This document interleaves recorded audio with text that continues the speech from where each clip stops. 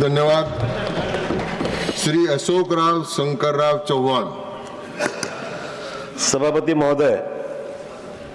मैं आपका आभारी हूं कि राष्ट्रपति के अभिभाषण के धन्यवाद प्रस्ताव पर मुझे यहां पर बोलने का आपने मौका दिया। सभापति महोदय, संविधान के लोकार्पण के 75 वर्षगांठ पर तथा भारतीय गणतंत्र के 75 वर्ष की यात्रा के लिए सबसे पहले सभी देशवासियों को बधाई देनी चाहिए। और साथ ही साथ ये संयोग भी है, एक तरफ संविधान के लोकार्पण की 75वीं वर्षगांठ और साथ ही साथ ये संयोग देखिए कि देश की धार्मिक, आध्यात्मिक और सांस्कृतिक विरासत का भी महान पर्व महाकुंभ की इसी समय में हो रहा है।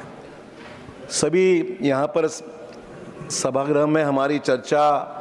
दोनों तरफ से हुई, की आलोचना भी हुई। जो लोग हमारे वहाँ पर जिनका स्टैम्पीड में निधन हो गया उसके बारे में सभी को गहरा दुख है, किसी को इस बात में शक नहीं है।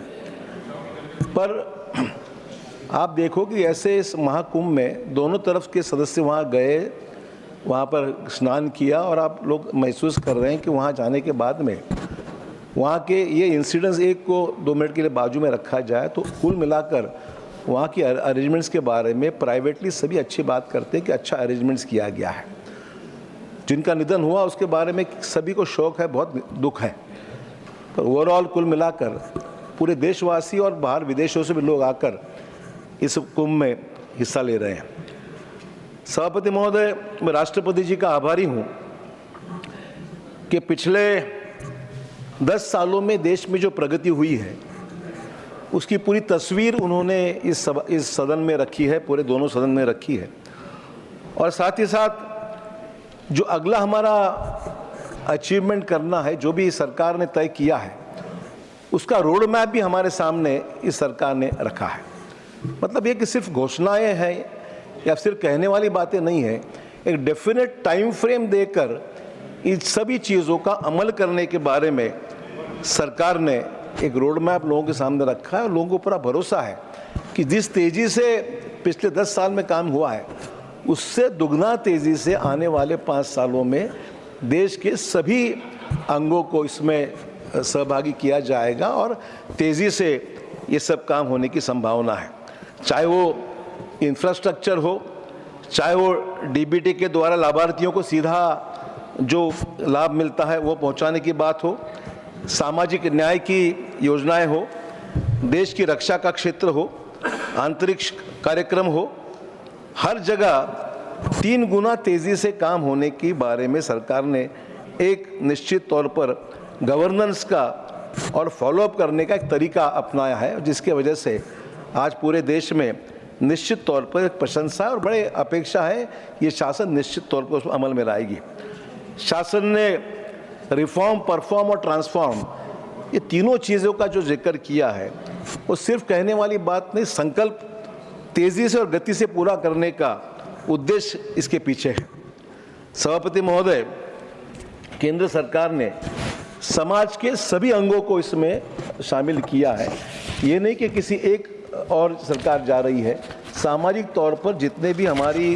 जनजातियां हैं, हमारे पिछड़े वर्ग है, हमारी इंफ्रास्ट्रक्चर की बातें हो, हमारी एयर कनेक्टिविटी हो, एग्रीकल्चर हो, सभी क्षेत्रों के लिए निश्चित तौर पर एक रोड मैप तय किया है। और इसीलिए हम आज प्रधानमंत्री के आभारी है कि एक सबसे महत्वपूर्ण योजना जो है, वैसे सभी महत्वपूर्ण योजनाएं का जिक्र है, पर खास करके हमारे पास में जो प्रधानमंत्री आवास योजना की जो बात कही गई है, तो आम आदमी के लिए, गरीब तबके के लिए एक बहुत बड़ी दिलासा देने वाली बात है।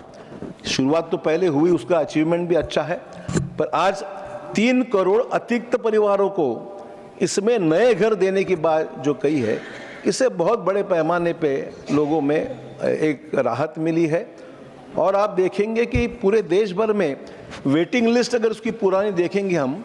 तो वेटिंग लिस्ट इतनी बड़ी है कि हर गांव में हार्डली 1 आध 2 या 3 घर आते हैं। वहाँ वेटिंग लिस्ट 100 200 लोगों की मांग रहती है, 2 या 3 घर आते हैं साल में। और आज इसके वजह से जो 3 करोड़ अतिरिक्त परिवारों को जो मदद करने की भूमिका है, इससे वेटिंग लिस्ट पूरी खत्म हो जाएगी और पूरे देश भर में इसका अमल होगा। पर मैं खास तौर पे सरकार से अनुरोध करूंगा ये हमारी जो सर्वे हुआ है वो 2017 का सर्वे है और उससे ये हो रहा है कि कई फैमिलीज है छूट गई है जिसको इस स्कीम का लाभ उठाने में आज कठिनाई हो रही है। मैं केंद्र सरकार से अनुरोध करूंगा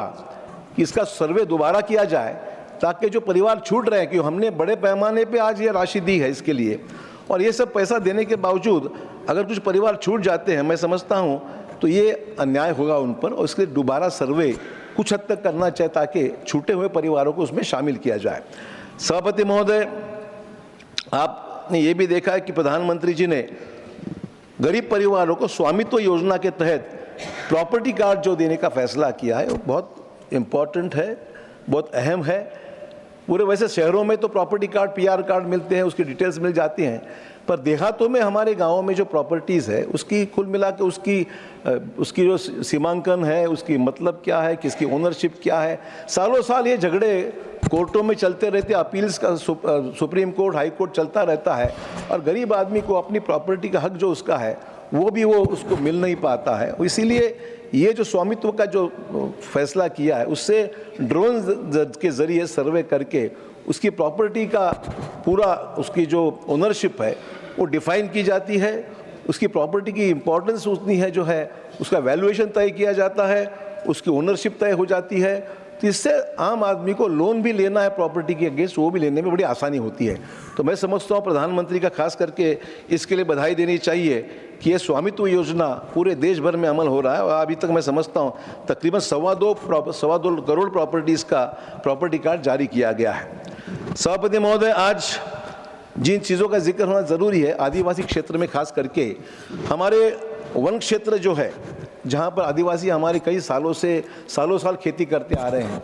वन जमीन जो है, फॉरेस्ट लैंड जो है, उनके कब्जे में 50 साल से भी ज़्यादा है। वहाँ पर वो रहते हैं, वहाँ पर वो खेती करते हैं, 50 साल से भी ज़्यादा उनका वास्तव्य उसके ऊपर है। मैं सरकार से अनुरोध करूँगा कि आदिवासी समाज के इन लोगों का उसकी ओनरशिप की जो फैसला है, पट्टे हम लैंड कर सकते हैं, लैंड ओनरशिप, तो वो उसकी भी एक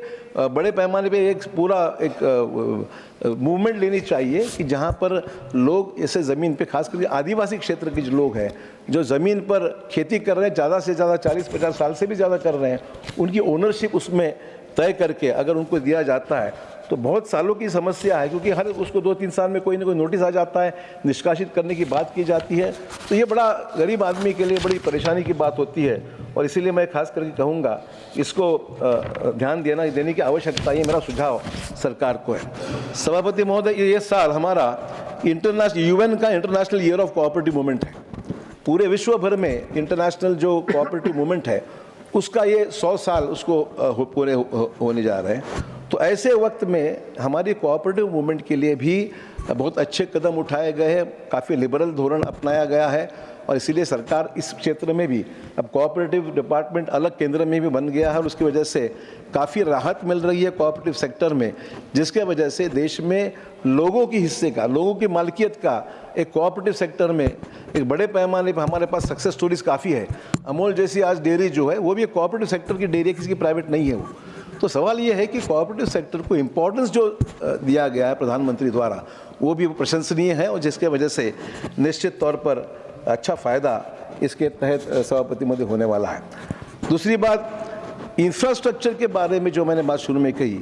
कि पिछले 10 सालों में से आज 5 गुना ज़्यादा काम इस क्षेत्र में हो रहा है, चाहे वो बेसिक इंफ्रास्ट्रक्चर का हो।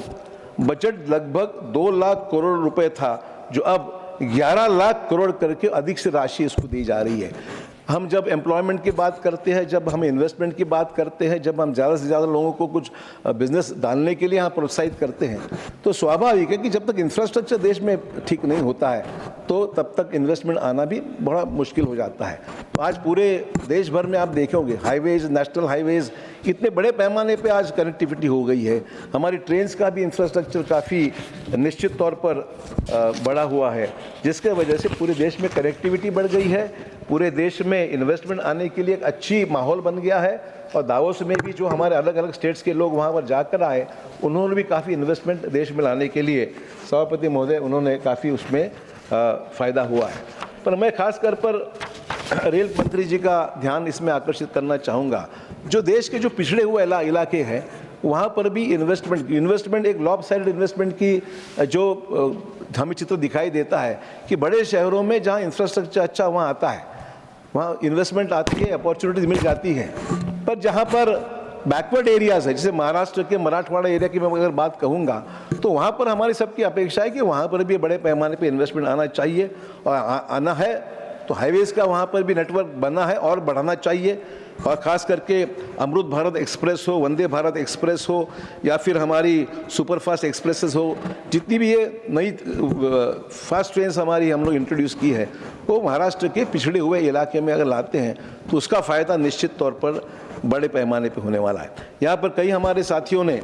एयरपोर्ट के शुभारंभ पर यहाँ पर बधाई सरकार को दी है, और ख़ास करके उड़ान के तहत जो भी इस देश में एयरपोर्ट्स भी ऑपरेशनल होने जा रहे हैं, मैं समझता हूँ इस साल 80 तकरीबन एयरपोर्ट्स में उड़ान की फ़्लाइट्स टारगेट अचीव किया गया है, और उससे ज़्यादा भी एयरपोर्ट्स ऑपरेटिव किए गए हैं। पर एक बात को हमको ध्यान में रखना चाहिए कि जहाँ पर हमने उड़ानों की फ़्लाइट्स शुरू की है, उसको उस स्टेट की कैपिटल से जोड़ना बहुत ज़रूरी है। ये कम हो रहा है, बड़े शहरों में इनकमिंग फ़्लाइट्स को जगह नहीं दी जा रही है, क्योंकि बड़े ऑपरेटर्स, एयरपोर्ट ऑपरेटर्स को उस मुनाफा नहीं होता है, पैसे नहीं मिलते हैं उड़ान के ज़रिए, और इसीलिए वहाँ पर वो डिस्करेज करना चाहते हैं। मेरी सरकार से गुजारिश है, हमने वो काफ़ी चीज़ों को उठाया, हमारी पब्लिक अकाउंट्स कमेटी में उठाया, सिविल एविएशन के भी द्वारा भी उठाई है। हमारा यही कहना है कि ये सब अपने शहर देहातों से या डिस्ट्रिक्ट प्लेसेस से जितनी हमारी उड़ान के तहत जो हमारी फ़्लाइट्स आ रही है, उसके स्टेट कैपिटल को जोड़ने का, जैसे महाराष्ट्र में मुंबई में भी नया एयरपोर्ट बन रहा है, वो शायद अप्रैल में या मई में ऑपरेशन हो जाएगा। पर हमारा ये कहना है कि पुराने जो एयरपोर्ट्स है T1, T2, जो हमारा पुराना एग्जिस्टिंग इंफ्रास्ट्रक्चर है, उसमें उड़ान की फ़्लाइट्स को महाराष्ट्र के अन्य ज़िलों से जोड़ेंगे तो मैं समझता हूँ कई ज़िलों को उसमें जोड़ा जाएगा, और स्टेट कैपिटल जो मुंबई हमारा है, उस मुंबई में आने के लिए सुविधा मिलेगी। इसके लिए सरकार को ध्यान देना ज़रूरी है। पर ये जो प्रधानमंत्री की जो ड्रीम प्रोजेक्ट है, उड़े देश का आम आदमी, वो भी कम खर्चे में, कम से कम फेयर में, तो ये आज सक्सेसफुल स्टोरी है, सक्सेस स्टोरी सरकार की। और मैं समझता हूँ ये स्कीम कामयाब हो रही है, तो इसको थोड़ा और सुधार करके इस पॉलिसीज़ में कुछ अगर बदलाव आते हैं, तो मैं समझता हूँ नेशनल हाईवेज़ हो गई, स्पीड ट्रेन्स हो गई, और उड़ान के तहत कनेक्टिविटी बढ़ती है, तो पूरे देश की कनेक्टिविटी स्टेट कैपिटल से हो जाएगी, और निश्चित तौर पर डेवलपमेंट में उसका बहुत फ़ायदा होगा। उसमें लिए एम्प्लॉयमेंट के लिए कई नई अपॉर्चुनिटीज़, और लोगों के लिए निश्चित तौर पर इसका आने वाले समय में फ़ायदा हो सकता है। मैं प्रधानमंत्री जी को खास कर अंतरिक्ष क्षेत्र की उपलब्धियों के लिए बधाई देना चाहूँगा। हर भारतवासी का सपना है कि भारत में निर्मित गगनयान में एक भारतीय नागरिक अंतरिक्ष में भारत के बनाए हुए स्पेस स्टेशन तक यात्रा करें। ये सबका ये लोगों के दिमाग में ये बात है कि हम जो भी इतने हमारा रिसर्च कर रहे हैं, तो आने वाले समय में मुझे यकीन है कि भारतवासियों का ये सपना आने वाले निकट समय में निश्चित हकीकत बनकर रह जाएगा। और स्पेस में हमारा जो आज हमारा जो इन्वॉल्वमेंट हो रहा है या इन्वेस्टमेंट हो रही है, वो निश्चित तौर पर हमारे खुद के एस्ट्रोनॉट्स भी उसमें शामिल होकर वो बाहर गुजार सकते हैं। सभापति महोदय, इस वर्ष में हम पहले गृह मंत्री सरदार वल्लभ भाई पटेल की 150वीं जयंती मना रहे हैं।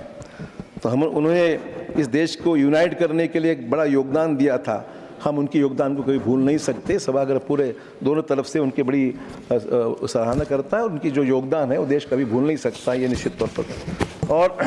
ख़ास करके